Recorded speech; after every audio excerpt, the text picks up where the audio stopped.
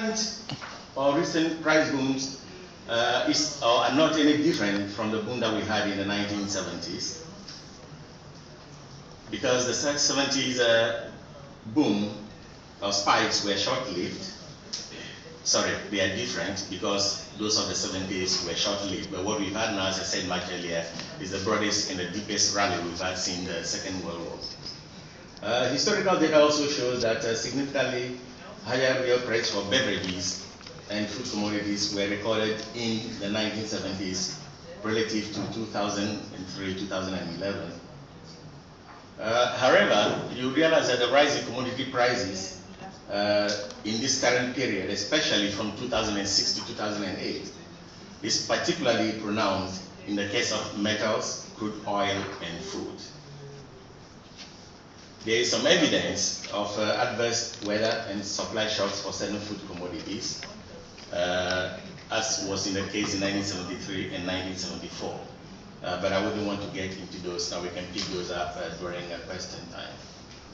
A few observations before I move on to the issue of, if you like, financialization, is that commodity price cycles are often asymmetric. What does that mean? We have boom periods alternating with slump periods, and the slumps are always longer and deeper than the boom periods. This is a fact.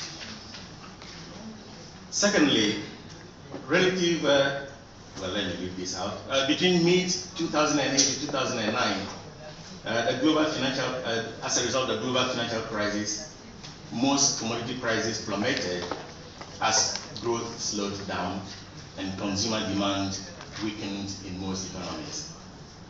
However, since then, all commodity prices, as a group or subgroups, if you like, have rebounded strongly.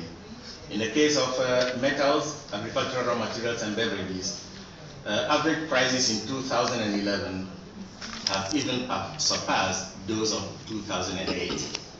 But that's what I was saying, although we had a blip, we have recovered so strongly that I want to regard all this as one cycle.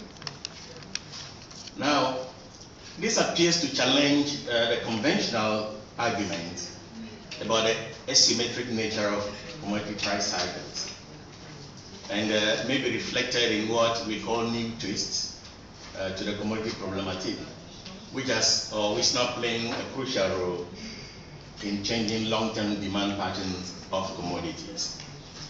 Now, one of these twists, as you can see from the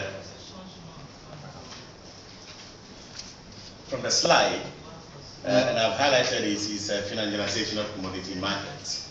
In addition to that, we have other factors that have contributed to this long rally in commodity prices.